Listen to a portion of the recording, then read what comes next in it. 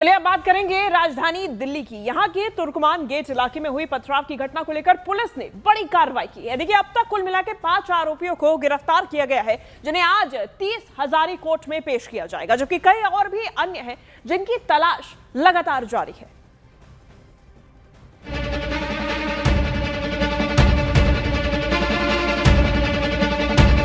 दिल्ली के तुर्कमान गेट पथराव मामले में पुलिस का एक्शन तेज हो गया है। पुलिस ने इस मामले में 5 आरोपियों को गिरफ्तार किया है, जिन पर आधी रात पुलिस और एमसीडी की टीम पर पथराव करने का आरोप है। इन आरोपियों के नाम हैं काशिफ, मोहम्मद कैफ, मोहम्मद अरीब, अदनान और समीर, जबकि अन्य फरार आरोपियों की पहचान के लिए बॉडी वॉर्न कैमरों और वीडियोग्राफी की मदद से सबूत इकट्ठे किए जा रहे हैं।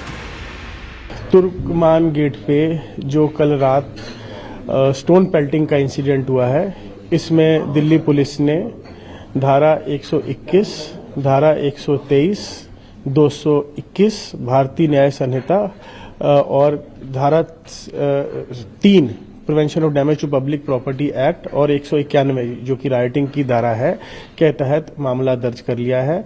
5 लोगों की मौके से गिरफ्तारी हो गई है। ये मामला स्पेशल स्टाफ के इंस्पेक्टर इन्वेस्टिगेट कर रहे हैं। तुर्कमान गेट पत्थरबाजी मामले की जांच के लिए दिल्ली पुलिस ने स्पेशल टीम का गठन किया है। पुलिस ने अब तक 50 लोगों की पहचान की है, जिनकी भूमिका साजिश से जुड़ी बताई जा रही है। जांच को अलग अलग एंगल से आगे बढ़ाने के लिए स्पेशल टीमों को अलग अलग टास्क दिए गए हैं। एक टीम पत्थर फेंकने वालों की पहचान और उनकी भूमिका की जांच कर रही है, जबकि दूसरी टीम सोशल मीडिया एक्टिविटी खंगाल रही है। एफआईआर रजिस्टर करके हमने एक स्पेशल टीम बनाया है। हमारा जो ऑपरेशंस की जो यूनिट है सेंट्रल दिल्ली के, उसमें ये एफआईआर हमने ट्रांसफर किया है और स्पेशल स्टाफ के इंस्पेक्टर को स्पेशल इन्वेस्टिगेटर हमने नोटिफाई किया है and he will be supported by 4 सब इंस्पेक्टर्स एंड टीम, और इनको अलग अलग टास्किंग भी हमने किया है। एज ऑफ नाउ इस केस के इन्वेस्टिगेशन में ये टीम ने 5 लोगों को गिरफ्तार किया है। ये पूरा बवाल उस वक्त शुरू हुआ जब कुछ लोगों ने दिल्ली पुलिस और एमसीडी की अवैध अतिक्रमण के खिलाफ चलाई जा रही कार्रवाई के दौरान दिल्ली की फैज़े इलाही मस्जिद को गिराए जाने की अफवाह फैला दी। वहीं अब इस मामले को लेकर सियासत भी शुरू हो गई है, जिसमें समाजवादी पार्टी के पूर्व सांसद एसटी हसन ने पथराव की घटना को सही ठहरा दिया। उन्होंने कहा कि मस्जिद गिराए जाने की अफवाह के बाद लोगों की प्रतिक्रिया स्वाभाविक थी। हिंदुस्तान के लोग अफवाहों पर ज्यादा बिलीव करते हैं। अफवाह ये उड़ गई कि मस्जिद को गिराया जा रहा है, तो एक्शन का रिएक्शन तो हो नहीं था।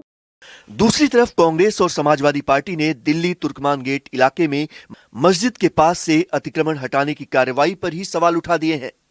या जब कभी अवैध कंस्ट्रक्शन गिराए जाते हैं तो हो हल्ला होता है और बहुत जगहों पे होता है, लेकिन एक बात समझ में नहीं आती कि 1 बजे रात 16-17 बिलडोजर के साथ पहुंच गए, तो क्या एक मैसेज देने की कोशिश की जा रही है कि देखिए हम इनको दुरुस्त कर रहे हैं, लेकिन सरकारी काम में बाधा डालना चाहे जिस तरह से, उसका हम समर्थन नहीं करते। दिल्ली में दिल्ली सरकार के आदेश पर कुछ निर्माण गिराने के लिए लोग गए और बिना किसी न्यायालय के आदेश के मकान गिराने की कार्रवाई करना पूर्ण रूप से अनुचित और निंदनीय है।